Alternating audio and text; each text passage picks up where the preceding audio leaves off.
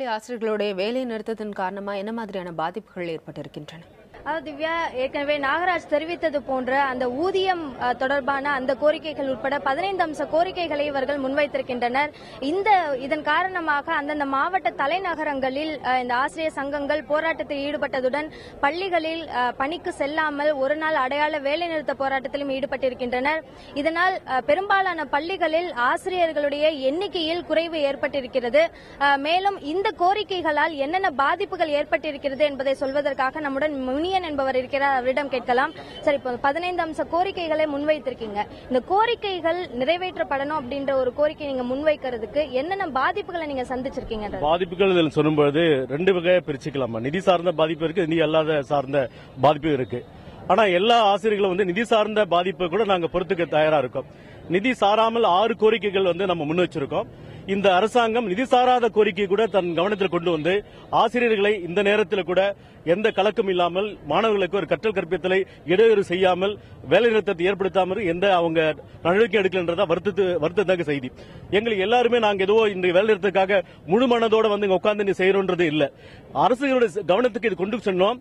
அவங்க எங்களை நிராகரிச்சுட்டாங்க. ஒவ்வொரு தரப்புலையும் ஒரு நிலையிலும் பேசும்பொழுதும் எங்களுடைய கோரிக்கைகளை நிராகரிச்சினால்தான் வேறு வழியின்றி இந்த போராட்டத்துக்கு தள்ளப்பட்டிருக்கும். இந்த போராட்டம் வெற்றி பெறவில்லை என்றால் இதற்கு அடுத்த கட்ட போராட்டமும் முனைப்பாக செயல்படுவதற்கான ஆயத்தமாகவும் இருக்கிறோம். நாங்க இப்போ நிறைய கோரிக்கைகள் முன் வச்சிருக்கீங்க. இதுல முக்கியமா இந்த புதிய ஓய்வூதிய திட்டத்தை ரத்து பண்ணணும்னு சொல்லிருக்கீங்க.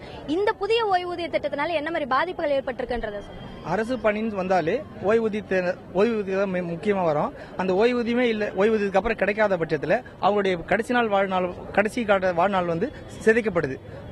அதன் காரணமாக ஓய்வூதியத்தை நாங்கள் மீண்டும் வலியுறுத்தோம். பழைய முறை ஓய்வூதியம் வலியுறுத்தோம். அதுவும் இல்லாமல் நம்முடைய தமிழகத்தின் முதல்வர் அவர்கள் சென்ற தேர்தல் பரப்புரையில் நாங்கள் ஆட்சிக்கு வந்தால் சிபிஎஸ்இ ஒழிப்போம், பழைய ஓய்வூதியம் கொண்டு வருவோம் என்று சொன்னார்கள். இது கிட்டத்தட்ட 4 ஆண்டுகள் முடியும் தருவாயில் கூட அந்த சிபிஎஸ்இ பற்றி எந்த ஒரு நிகழ்வும் இல்லை. மேலும் கிட்டத்தட்ட இதுவரை ஒரு 10,000க்கும் மேற்பட்ட அரசு ஊழியர்களும் ஆசிரியர்களும் சிபிஎஸ்இ காலத்தில் பணிபுரிந்து ஓய்வு பெற்றும் மறைந்தும் உள்ளார்கள். அவர்களுடைய நிலையும் கவலைக்கிடமாக உள்ளது. இந்த பழைய ஓய்வூதிய திட்டத்தின் அடிப்படையில் அவர்களுக்கு மாதம் ஒரு தொகை பென்ஷனாக அவர்களுக்கு வழங்கப்பட்டு வந்தது.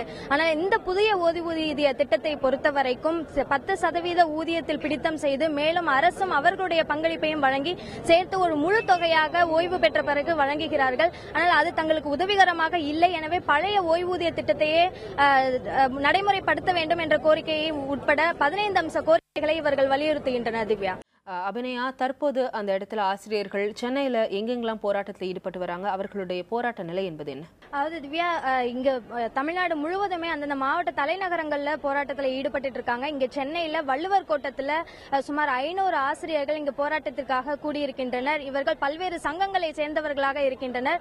மேலும் இந்த வேலை நிறுத்தத்திற்கான பாதிப்புகள் அதிகமாக மாணவர்களை பாதிக்க கூடாது என்பதற்காக பள்ளிக்கல்வித்துறை தரப்பிலிருந்து பல்வேறு மாற்று ஏற்பாடுகள் செய்யப்பட்டிருக்கின்றன. அதன் அடிப்படையில் ஆசிரியர்கள் வேலை நிறுத்தத்தால் அதிகமான ஆசிரியர் பற்றாக்குறை ஏற்படக்கூடிய அந்த பள்ளிகளில் வேறு ஆசிரியர்கள், அதாவது சிறப்பு ஆசிரியர்கள் இருக்கின்றனர். அதேபோல் டயட்டுடைய பேராசிரியர்கள் இருக்கின்றனர்.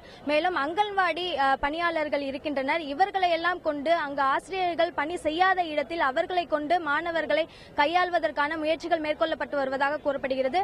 மேலும் பள்ளிக்கல்வித்துறை இயக்குநரிடம் பேசும்போது நோ ஒர்க் நோ பே என்ற அடிப்படையில் இந்த வேலைநிறுத்தத்தில் ஈடுபட்டிருக்கும் ஆசிரியர்கள் மீது நடவடிக்கை எடுக்கப்படும் எனவும் அவர் தெரிவித்திருக்கிறார். திவ்யா.